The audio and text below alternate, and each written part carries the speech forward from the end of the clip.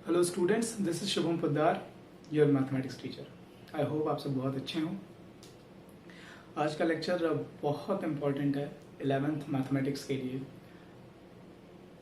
पूरी मैथमेटिक्स के लिए। जो भी स्टूडेंट्स मैथमेटिक्स को अपना करियर चूज कर चुके हैं उनके लिए आज का लेक्चर बहुत इंपॉर्टेंट है। हम लोग मैथमेटिक्स में one of the most important topics, ठीक है, फंक्शंस को आज डिस्कस करेंगे।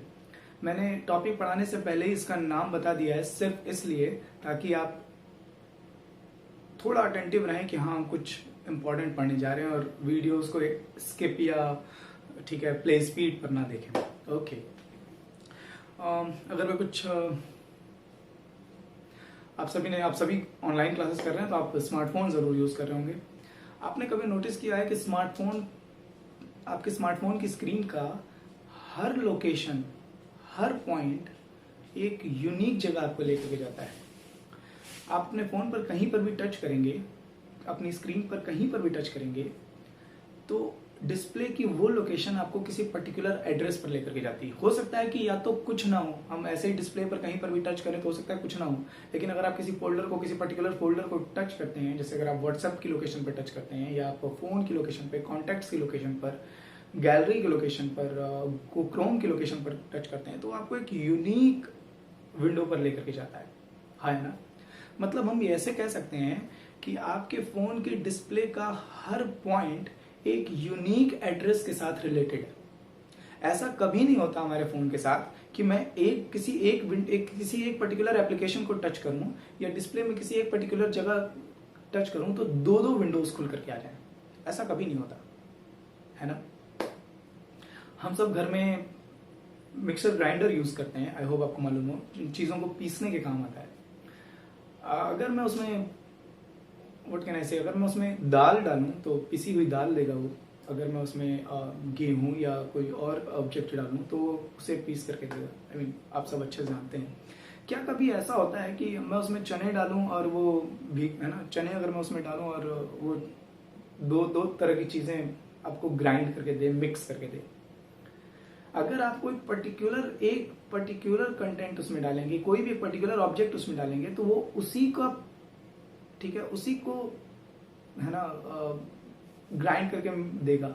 ये बात तो क्लियर है। ऐसा नहीं हो सकता ना कि मैं उसमें दाल डालूं तो मुझे पिसी हुई दाल भी मिल जाए, पिसे हुए चने भी मिल जाए। ऐसा तो नहीं होता है ना। ओके, इन सब बातों से अगर आप अगर आपने अपने घर में इलेक्ट्रिसिटी कनेक्शन कुछ इस तरह से कराया है कि आपके घर में इलेक्ट्रिक बोर्ड जो है उसकी हर स्विच एक यूनिक इलेक्ट्रिकल इक्विपमेंट से रिलेटेड है। फॉर एग्जांपल, पहली स्विच ऑन करने पर बल्ब जले, सेकंड स्विच से फैन रिलेटेड हो, थर्ड स्विच से कूलर, फोर्थ से एसी एंड सो ऑन। तो आपके घर में जो इलेक्ट्रिसिटी कनेक्शन है उसमें हर स्विच, हर पॉइंट किसी यूनिक इलेक्ट्रिकल इक्विपमेंट से रिलेटेड है ना। ऐसा नहीं हो, कई लोग ऐसा भी कनेक्शन कराते हैं कि एक ही स्विच ऑन करने पर दो या दो से ज्यादा बल्ब जल जाते हैं, है ना, लाइट होने लगते हैं। अगर ऐसा नहीं किया है आपने, अगर आपने अपने घर की सारी स्विचेस को एक यूनिक इलेक्ट्रिकल इक्विपमेंट से रिलेट करके रखा है ना, तो आप ऐसे कह सकते हैं कि एक स्विच से एक ही चीज ऑन होगी। ऐसा नहीं हो सकता कि एक इनपुट से दो चीजें आउटपुट मिले। सेम लाइक मिक्सर ग्राइंडर या हम अपने फोन डिस्प्ले की जो बात कर रहे थे, एक ही जगह फोन में टच करने से दो विंडोज नहीं खुलेंगी। मिक्सर ग्राइंडर में एक ही ऑब्जेक्ट डालने से दो अलग अलग तरह की पिसी हुई चीजें नहीं मिलेंगी।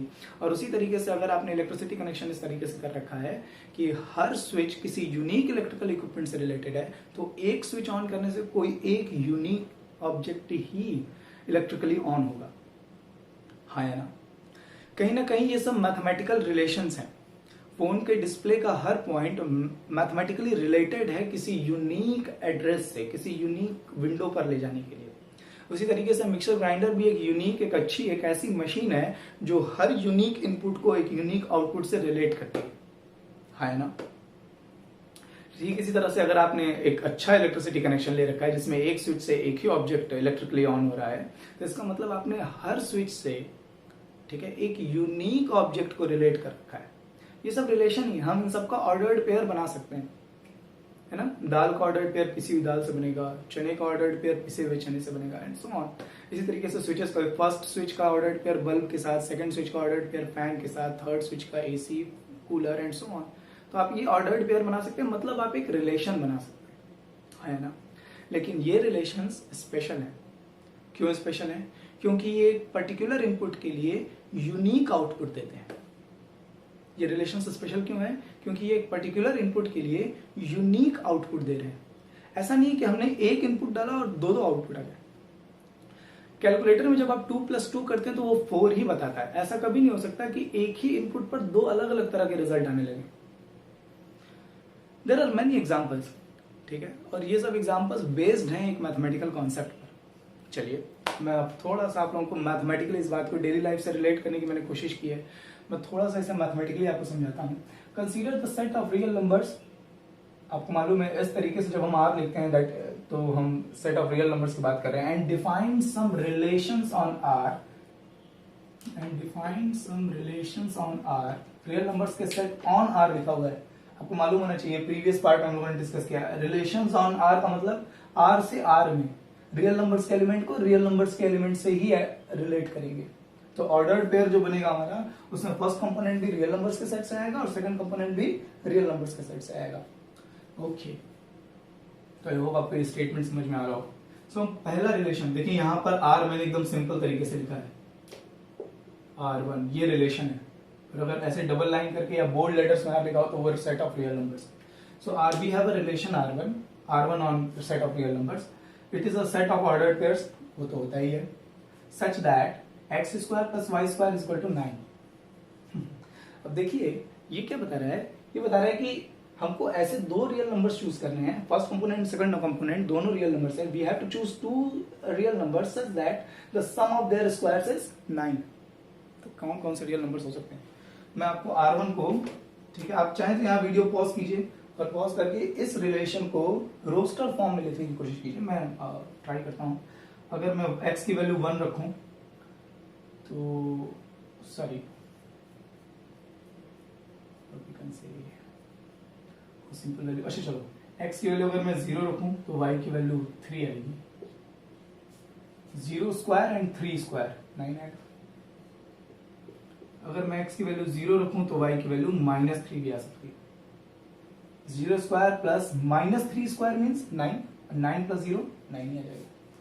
और भी बता सकते हैं, चलिए थोड़ा सा, x की वैल्यू अगर मैं 3 रखूं, 3² 9, तो y की वैल्यू क्या होगी? 0। x की वैल्यू अगर मैं -3 रखूं, -3² 9, तो y की वैल्यू क्या आएगी? 0 आएगी। और कह सकते हैं क्या,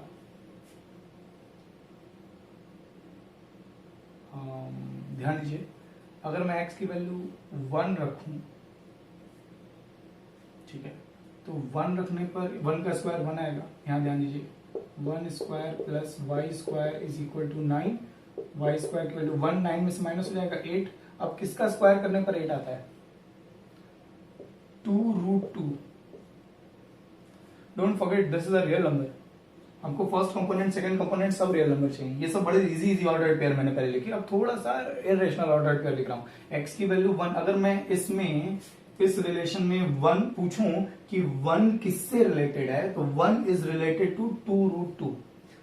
मतलब ऐसे दो रियल नंबर जिनका सम ऑफ स्क्वायर्स 9 हो, और उसमें से पहला रियल नंबर अगर 1 है तो दूसरा रियल नंबर क्या होगा? 2√2 होगा।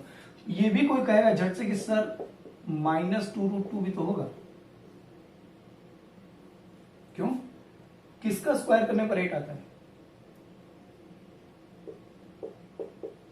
+-2√2 है ना, है ना। पॉजिटिव का भी स्क्वायर करूंगा तब भी 8 ही आएगा, नेगेटिव का भी स्क्वायर करूंगा तब भी 8 ही आ जाएगा ना, क्योंकि नेगेटिव पॉजिटिव जगह है वो।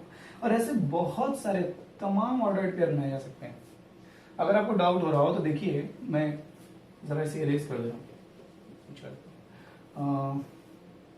अगर मैं x की वैल्यू √2 लिखूं, ध्यान दीजिए, x की वैल्यू अगर मैं √2 लिखूं तो √2 का स्क्वायर क्या हो जाएगा? √2 का स्क्वायर 2 आएगा, 2 उधर जाकर माइनस होगा 7, y² = 7 आ रहा है, तो y की वैल्यू +√7 भी आएगी और -√7 भी आएगी।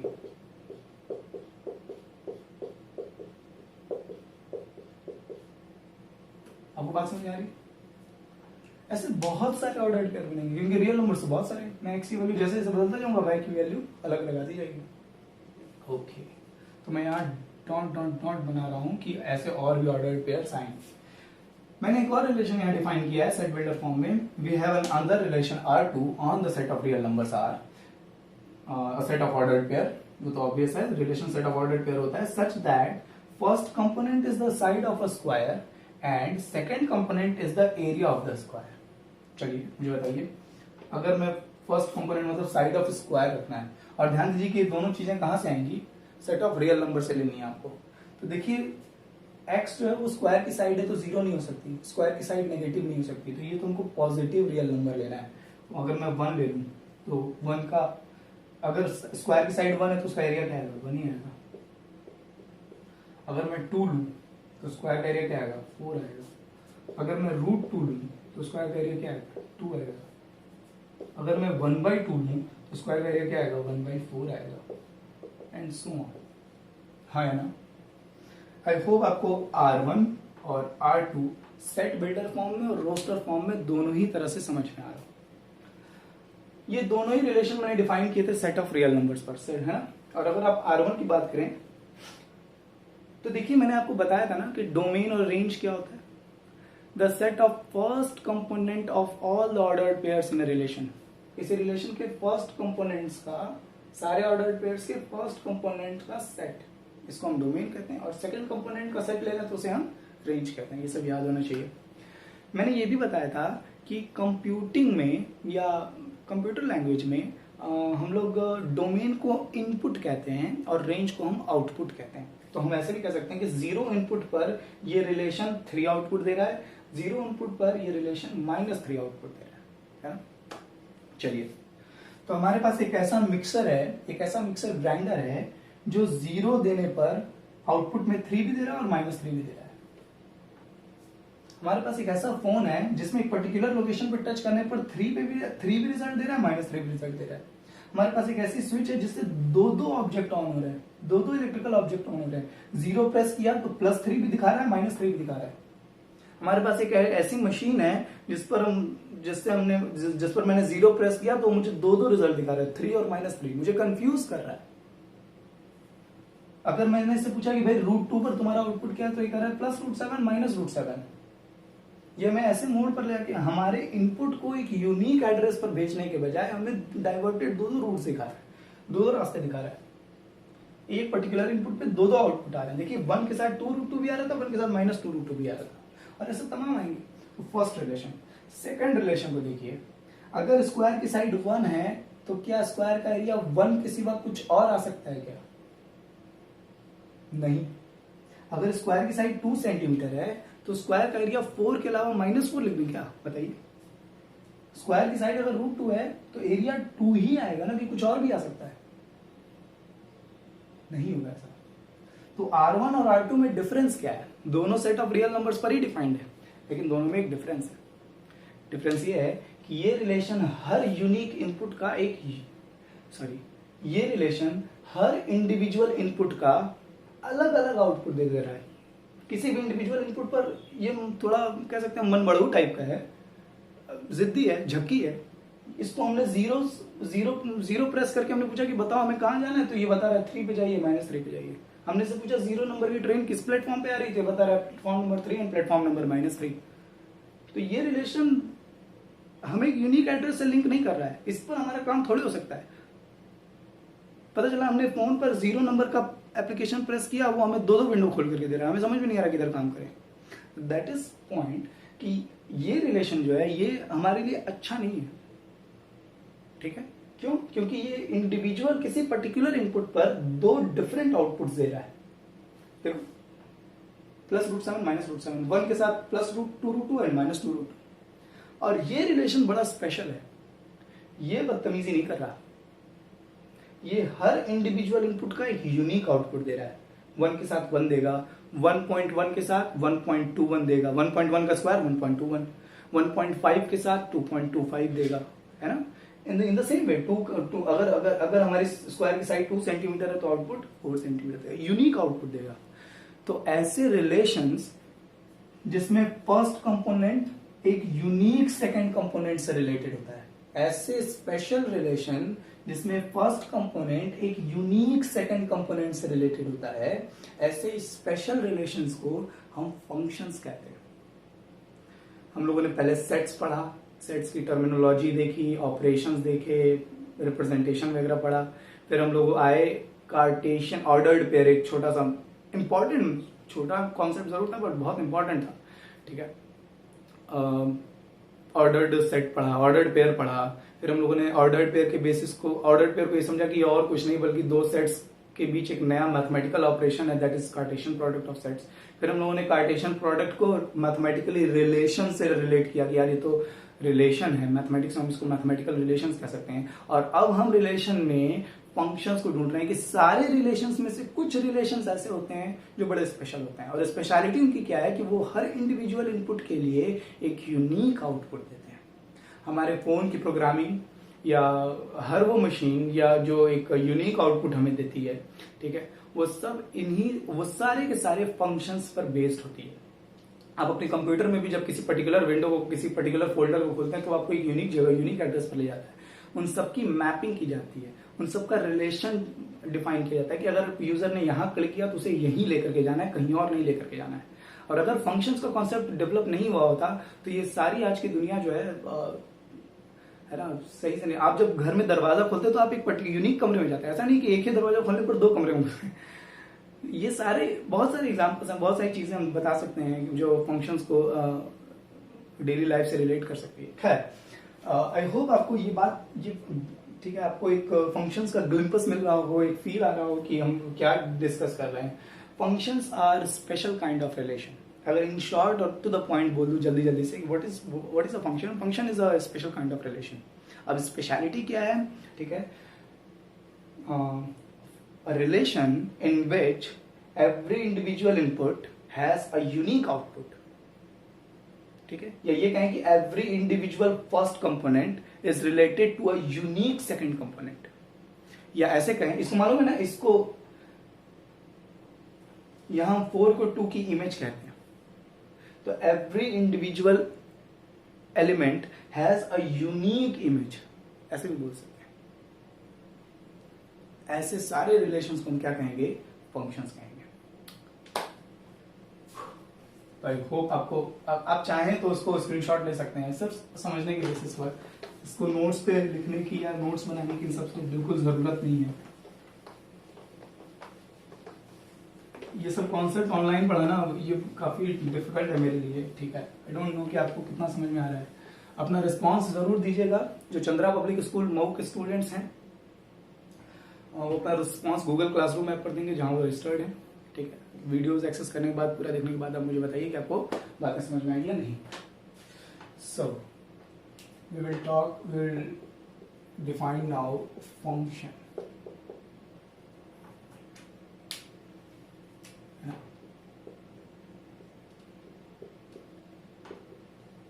Function is a special kind of relation। सबसे पहली चीज तो ये कि फंक्शन एक स्पेशल कार्टेशियन प्रोडक्ट, दो नॉन एम्प्टी सेट्स का कार्टेशियन प्रोडक्ट रिलेशन है, उसका हर सबसेट एक रिलेशन है। और सारे रिलेशंस में कुछ यूनिक रिलेशन, कुछ स्पेशल रिलेशन ऐसे हैं जो एक हर इंडिविजुअल इनपुट को एक यूनिक आउटपुट से रिलेट करते हैं। और वैसे special relation, that special kind of relations are called functions. Okay, तो function is a special kind of relation, ठीक है, that relates every individual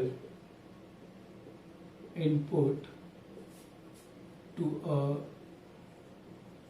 unique output, है ना।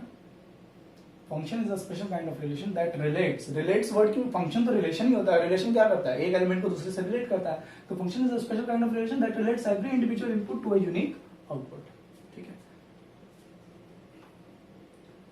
फॉर एग्जाम्पल, अच्छा एग्जाम्पल नहीं, अगर हम और थोड़ा डिफरेंट वर्ड्स में लिखें,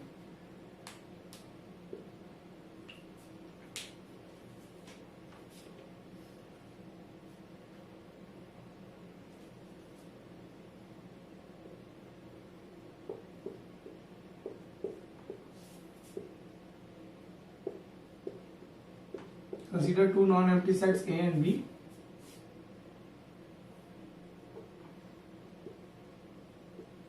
And if a relation relates, if we have a relation, यार ऐसे मुझे याद नहीं रहता है,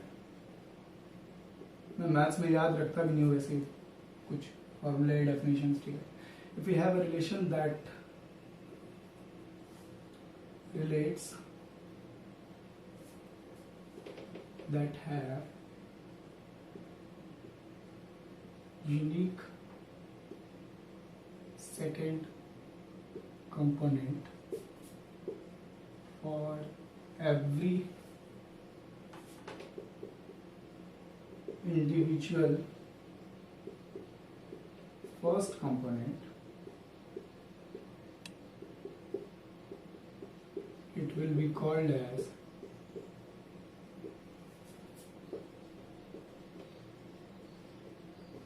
फंक्शन. रटना नहीं है आपको ये सब, ठीक है. कोई आपसे फंक्शन की डेफिनेशन नहीं पूछ रहा है एग्जाम में, तो बिल्कुल नहीं. क्लास में कोई पूछ सकता है, तो क्लास में अगर पूछ रहा है तो आप बिल्कुल अपने सिंपल वर्ड्स में, अपनी सिंपल लैंग्वेज में उसे समझा सकते हैं कि what do you mean by a function. It's not important कि आप इसको रटें, इंपॉर्टेंट ये है, इतना एक्सप्लेन करने का मतलब बस ये कि आपको फंक्शन जब आप पढ़ें ये डेफिनेशन तो आपको समझ में आए कि किस स्पेशल रिलेशन में ऐसी क्या स्पेशलिटी आ जाए कि हम उसे फंक्शन करेंगे. ओके, कुछ एग्जांपल. अब अभी जो हम लोगों ने एग्जांपल लिखा था ना, इससे पहले में जो R2 रिलेशन था वो फंक्शन था, वो भी आप एग्जांपल के पॉइंट ऑफ व्यू से लिख सकते हैं. एग्जांपल हम कुछ लिख लेते हैं. फंक्शन को f से रिप्रेजेंट करते हैं, ठीक है, ऐसे स्मॉल f से.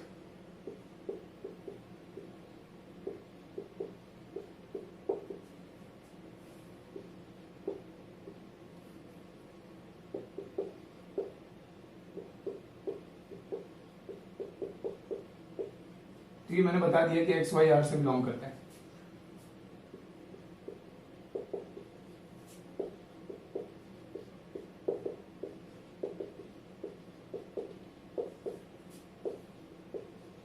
यहाँ एक्स वाई को आप नेचुरल नंबर से ले, मतलब कुछ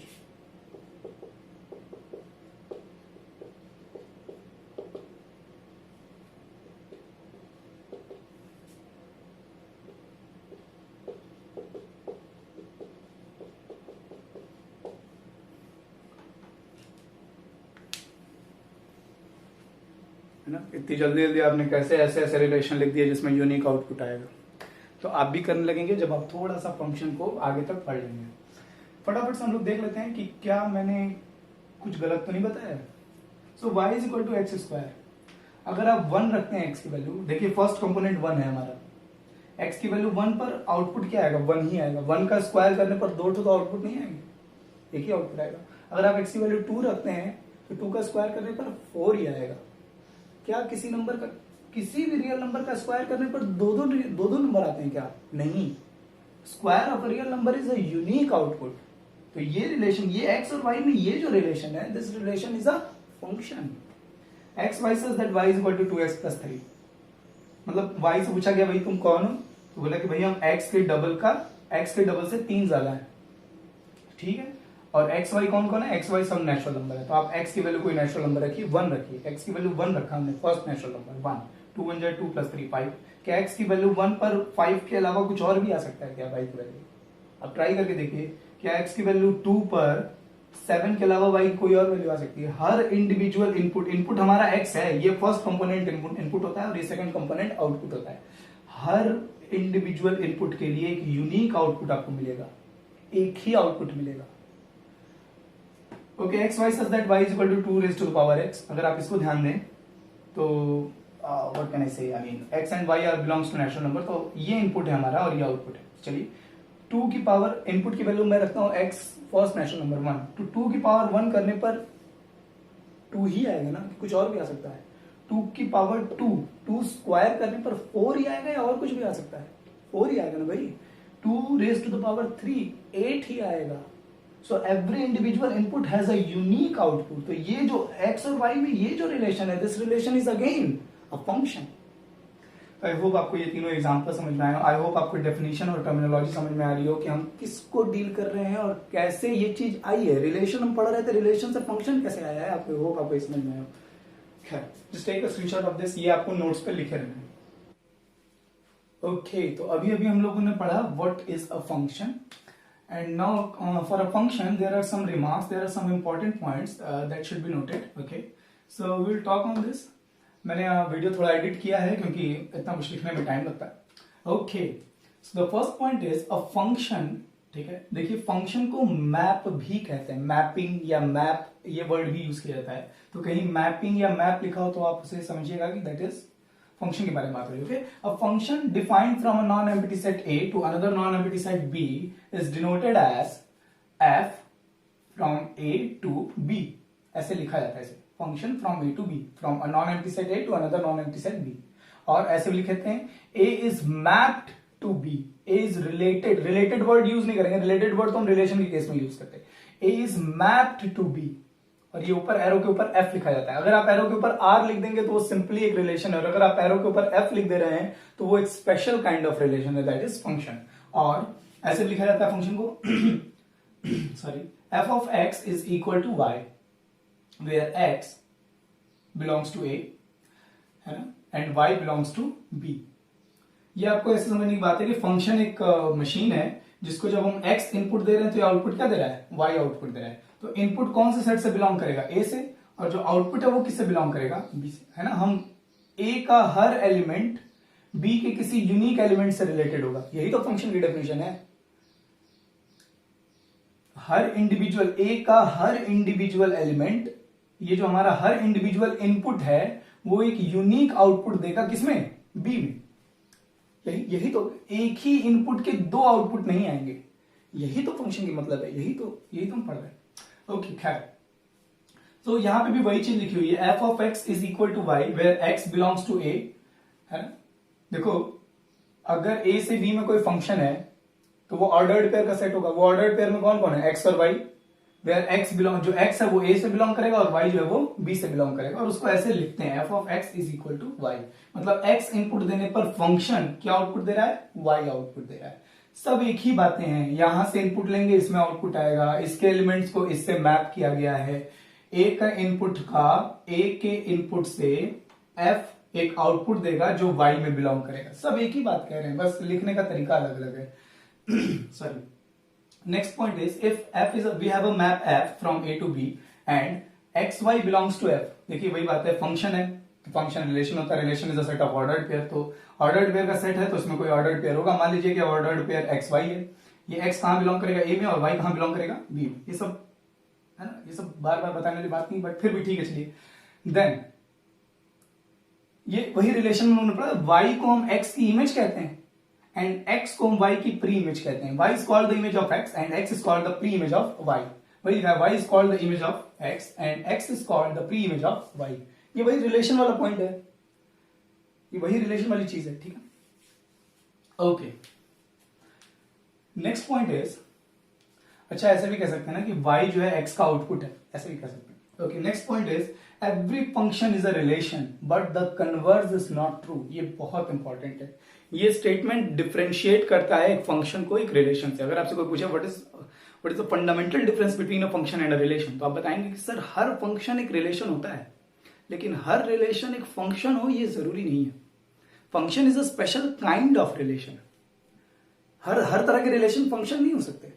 So every function is a relation, but the converse is not true का मतलब, but every relation cannot be a function. Every function is a relation, but every relation cannot be a function. Okay, I hope आपको ये statement समझ में आ रहा है. These things are very important here. Okay, next point is for a function f from a to b. ऐसे ही पढ़ेंगे ना, for a function f from a to b, देखिए ये सब डेफिनेशन आपको लग रहा हो, बट आप पढ़ें, देखिए the set of the first components of all the ordered pair. याद कीजिए रिलेशंस की डेफिनेशन में, जब रिलेशंस हम लोग पढ़ रहे थे तो उसमें हम लोगों ने पढ़ा था कि relation is a set of ordered pair. उन ऑर्डर्ड पेयर्स में फर्स्ट कंपोनेंट का सेट क्या कहते हैं? Domain of relation. Second component का सेट क्या होता था? Codomain of relation. वही चीज लिखी हुई है, the set of all the first component of all the ordered pairs, या ये कहें the set of well defined inputs. Function में इनपुट हुआ ना, वो फर्स्ट कंपोनेंट का सेट कौन हुआ? इनपुट हुआ। ठीक है, तो हम इनपुट भी कह सकते हैं या सेट ऑफ फर्स्ट कंपोनेंट भी कह सकते हैं, एक ही बात है। इज कॉल्ड, अच्छा यहां देखिए, the set of first component of all the order pairs और the set of well defined inputs. ये यहां वेल डिफाइंड वर्ड क्यों लिखा हुआ है, ये मैं आपको आगे समझाऊंगा। ये आपको समझ में आ जाएगा कि क्यों यहां वेल डिफाइंड लिखा हुआ है। अभी के लिए इनपुट्स कैसे होने चाहिए? वेल डिफाइंड होने चाहिए। अच्छा, इनपुट हम कहां से ले रहे हैं? हमारा फंक्शन कहां से कहां तक है? ए से बी में। फंक्शन की डेफिनेशन क्या है? Every individual element of A must have a unique output in B. तो ए का हर एलिमेंट होगा ना, every individual element of A must have a unique output in B.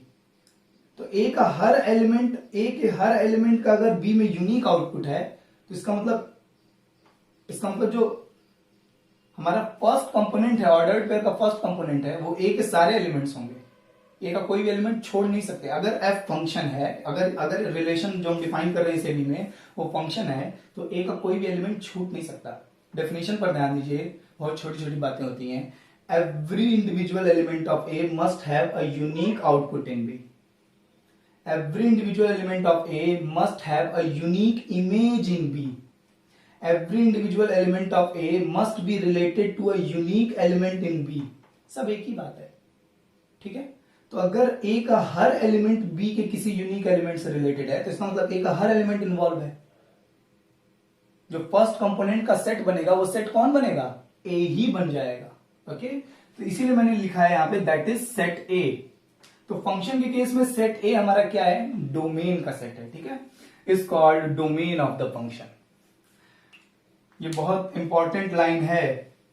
आपको अगर मैं जो समझाना चाह रहा हूं, अगर आपको बात समझ में आई है, जिन भी स्टूडेंट्स को भी ये बात समझ में आई होगी कि ए को ही हम डोमेन कहते हैं, उन्हें ये समझ में आएगा कि डोमेन ऑफ अ फंक्शन और डोमेन ऑफ अ रिलेशन में क्या डिफरेंस होता है। अगर आपको ये बात समझ में आई है तो मुझे कमेंट करके बताइए कि what is the basic difference between domain of a function and domain of a relation. ठीक है, चंद्रा पब्लिक स्कूल मऊ के सारे स्टूडेंट्स गूगल क्लासरूम ऐप पर ही अपना कमेंट करेंगे। ओके, सेकेंड पॉइंट इज, फिर वही चीज है, for a function f from set a non empty set A to another non empty set B, the set of all the second components of all the ordered pairs, या ये कहें कि the set of outputs is called the range of function. पहले range of relation होता था, अब range of function है, same चीज है। And the last point is for a function f from A to B, ये बी वाला set क्या कहेंगे? इसको कोडोमेन कहते थे। याद कीजिए, रिलेशन वाला लेक्चर एकदम क्लियर होना चाहिए। The set B is called the codomain of the function. सारे आउटपुट हमको किसमें, सारा इनपुट कहां है, कहां से ले रहे हैं? ए से। सारे आउटपुट किसमें मिल रहा है? बी में। तो आउटपुट्स का सेट रेंज है और पूरा सेट बी कोडोमेन है। ये भी हम लोगों ने पढ़ा है कि रेंज जो है वो कोडोमेन का क्या होता है? सबसेट होता है। Range is a subset of codomain, चाहे हम रिलेशन की बात करें चाहे हम फंक्शन की बात करें। तो फंडामेंटल बात है। आई होप आपको ये सारे पॉइंट्स अच्छे समझ में आए होंगे। ये आप नोट्स में जरूर लिखे रहेंगे। ओके, आपकी नोट्स जैसे ही लॉकडाउन खत्म होता है, स्कूल रिज्यूम होता है, मैं आपकी कॉपी आपकी नोटबुक में ये सारे कंटेंट बिल्कुल देखूंगा। आप जरूर इसका एक स्क्रीनशॉट ले लीजिए and I hope it is done.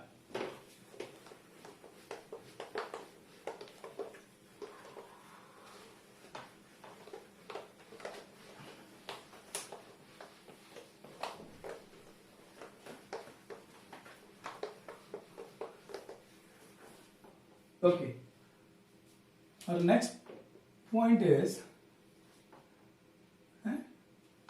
Representation of a function.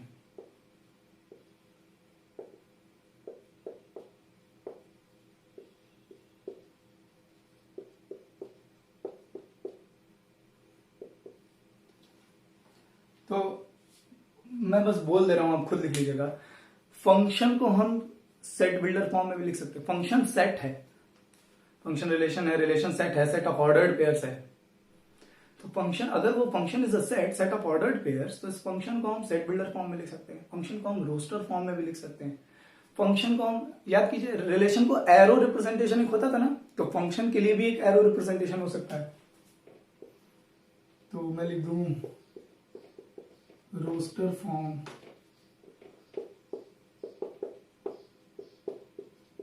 Set builder form, arrow representation,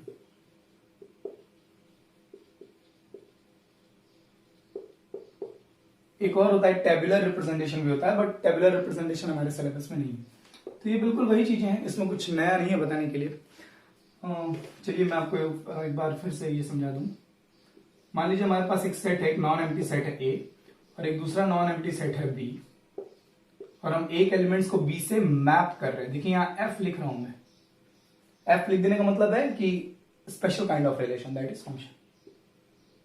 मान लीजिए ए में कुछ एलिमेंट्स हैं, मान लीजिए बी में कुछ एलिमेंट्स हैं, ठीक है, ओके।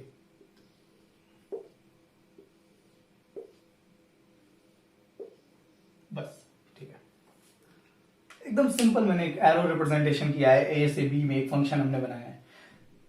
फंक्शन की डेफिनेशन थी every individual element of set A, every, इसमें कोई एलिमेंट छूटना नहीं चाहिए, every individual element of A must be related to a unique element in B. ये एलिमेंट का एक यूनिक आउटपुट है, एक ही, इस एलिमेंट का एक यूनिक आउटपुट है, इस एलिमेंट का एक यूनिक आउटपुट है।